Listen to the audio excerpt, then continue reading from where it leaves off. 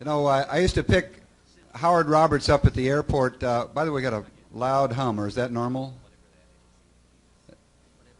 That's it. Good. I used to pick Howard up at the airport at LAX when he'd come back from seminars. He would do seminars all around the country, and I used to put them together.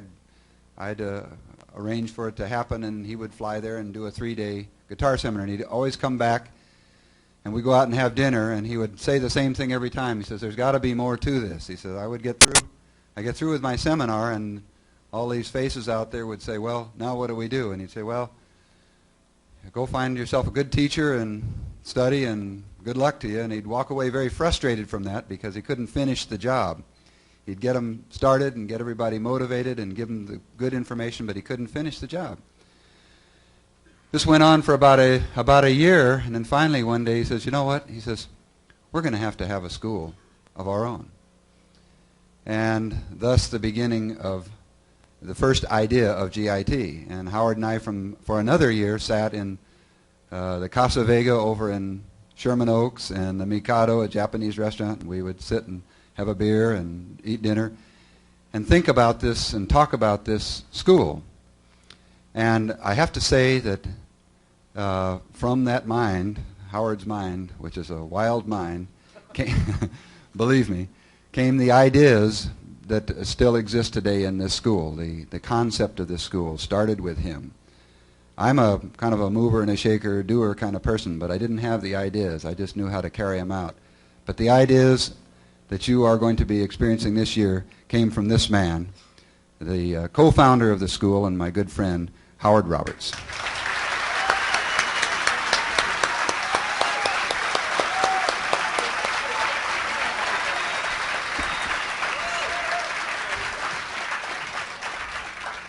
And an old friend of his who is going to accompany him tonight and be with us tonight, who I'll have Howard talk about a little bit later, Mr. Pete Jolly.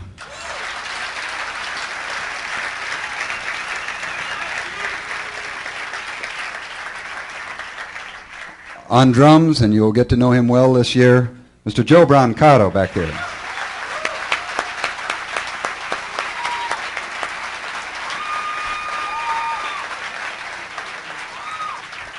And my good buddy, and you're going to get to know him very well, and please help me welcome. What's your name? Well, that was a class act here. Jeff Berlin.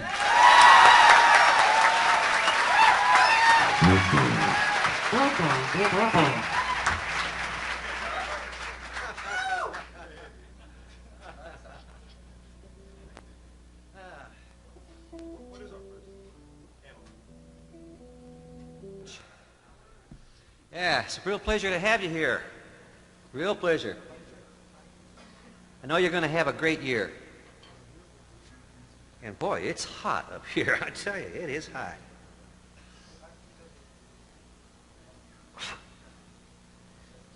Let me tell you what's going on up here, what we're doing. I don't know, somehow, I'm sure, right, well, what we're doing here now is,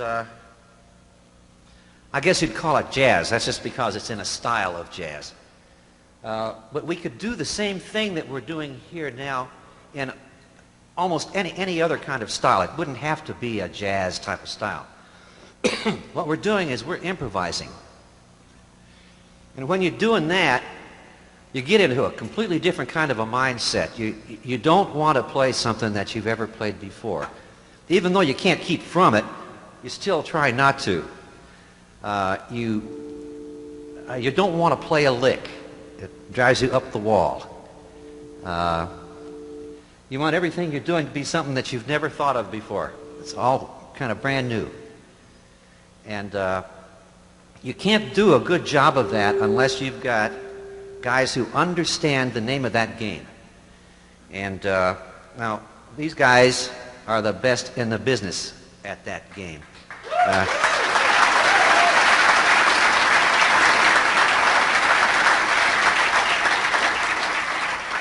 And we've never worked as a group together, although we've all worked individually or separately together. We've all worked. Let me see. Let me tell you about my friend Pete here. I was walking down this, I lived in Phoenix, Arizona. And there's this guy that ran a music store and gave accordion lessons there. And he knew I was a musician. And I guess how old, I must have been about maybe 17 or something like that. And he said, "You got to come and hear my kid play sometime." And I said, "Okay, sure." And this went on for quite a while. And then one day, the door was opened, a hot day, and he just, this gentleman that ran the place literally came out on the sidewalk and grabbed me and said, "You've got to come in here and hear my kid play." And I walk in there, and there he was. And he was only about, I don't know, 14 or 15 or something like that. And his feet didn't even touch the floor. He was so small. And he played like he plays now. I mean, it sounded like he played like Oscar Peterson. I could not believe it. And so then I left Phoenix and moved over here and kind of started getting a name as a jazz guy, and then got to real busy in the studios. And a little while later, here Pete shows up.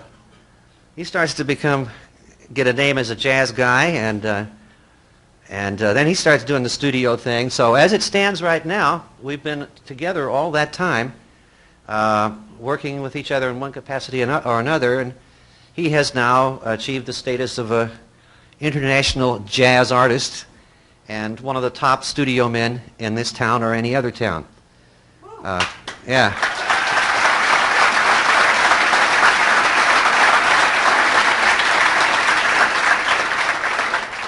And I haven't known Jeff and Joe as long as I have Pete, but they also have reached that status in the music business.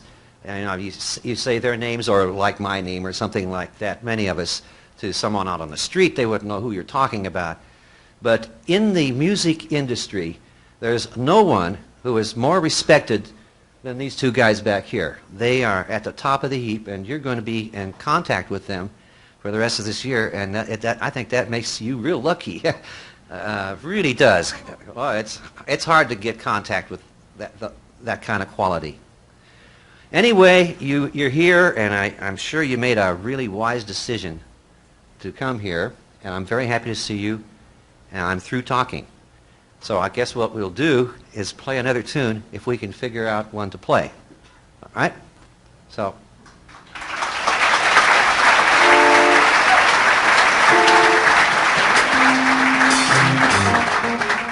Come on, it wasn't that good.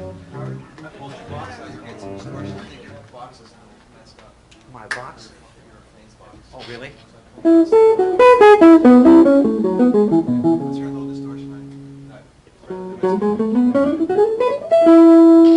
Okay.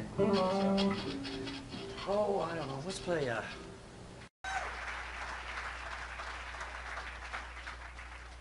I'd like to, at this time, announce. I'd like to ask one of the real great singers around, a great vocal teacher, to come up here and sing a little bit. Pat Hicks. I'm no, this is the gentleman that runs the vocal program here at the school. How about a big hand for Jerome Stuckey?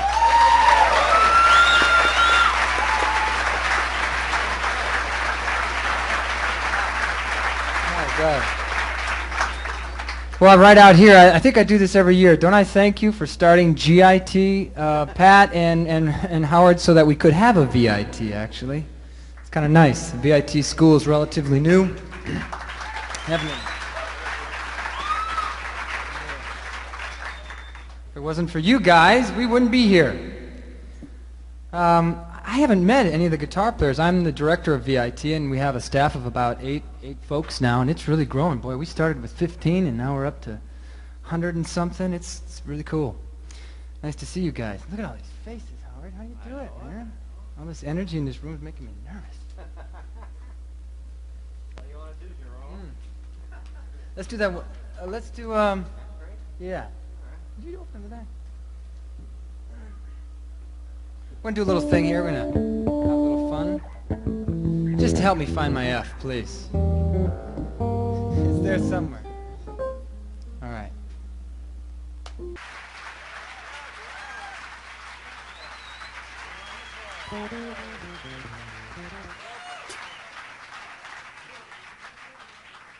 Thank you very much. Thank you.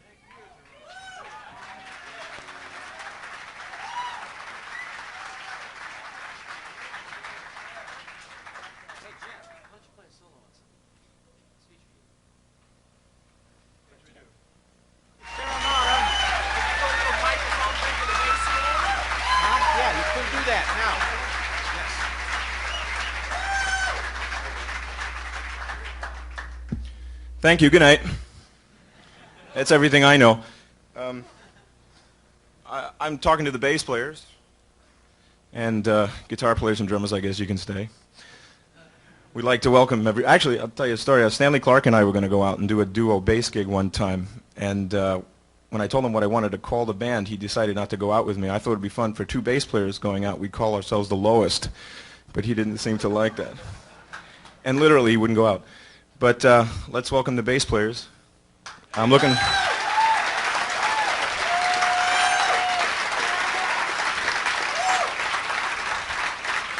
It's kind of a remarkable thing to be a bass player, because I think the guitar school outnumbers something like 6 or 7 to 1. So there's plenty of opportunities for bass players to play and to work and to be heard, and certainly to practice. A quick thing, because I don't want to bore you all, but when you're here for a year, there's a couple of things I'd like to sort of remove from your shoulders in terms of worries. I notice that a lot of guys and women, the generic guys, who come to a school or try to learn something, really go through a lot of paces to put themselves as intense students. When they get their homework, I will learn it no matter what. I will do this no matter what. And they get very deep and very intense, and I find that it's very hard to maintain that type of intensity. So what I'd like to remove is a couple of, expectations from your shoulders.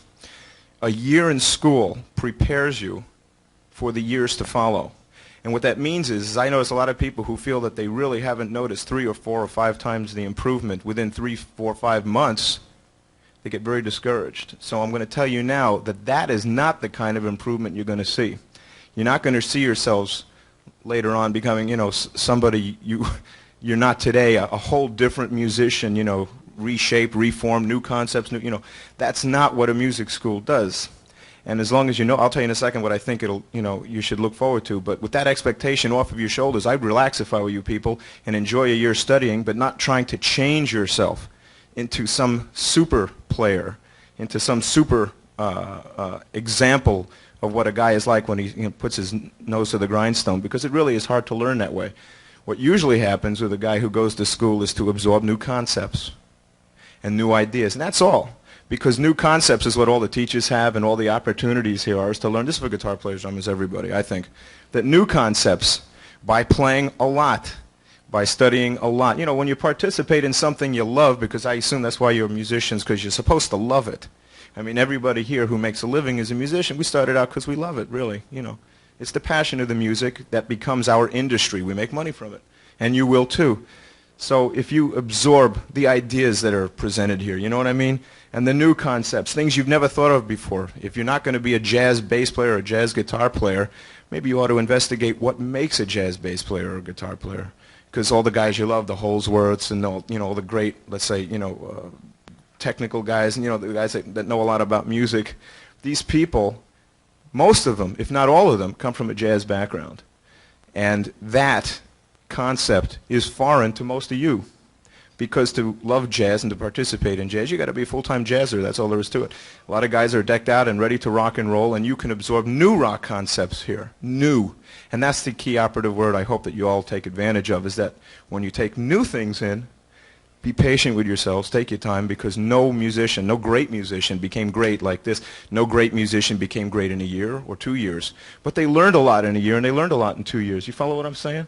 I mean, don't be so hard on yourselves if you guys don't come up to the expectations you have. So dismiss these expectations. This is supposed to be fun. I'm taking Spanish class over at LACC, And I'm a beginner student in Spanish, and that's what my teacher told me as well, and it's interesting because that's my concept. She says, while you're in the class, don't kill yourselves to learn every word, every grammatical definition here. Just enjoy, listen, participate, and you get it. And that's my advice to you. You got a year to have fun, play music with each other. Check out Howard, me, Joe. If Pete comes back, all the bass teachers that are here, and all the opportunities that are here.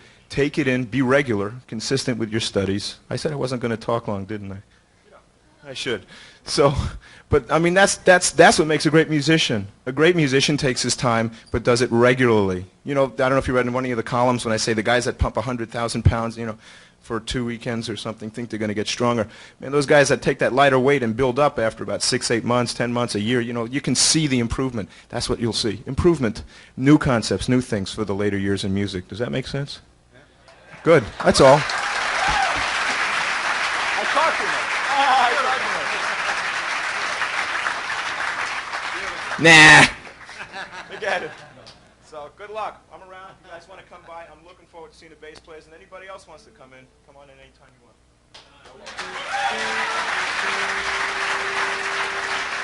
Serenata. Oh, and then, and then you do some talking after Serenata. I'll play a tune for you now, written a long time ago by a guy named, what was his name? Leroy Anderson. Yeah. Heck of a writer. He's written a whole bunch of stuff that you'd recognize if you heard it. This is one of his tunes that kind of got lost in the shuffle somewhere. But it's a dandy. You might recognize it, you might not. It's called Serenata.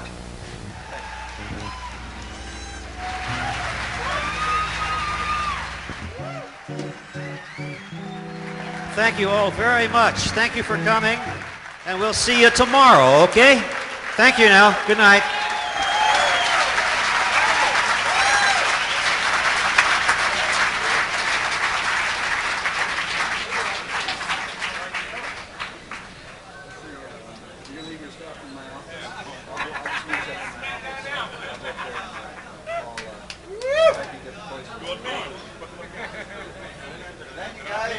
Thanks a million. Thank you. All right. Appreciate it. Thank you, man.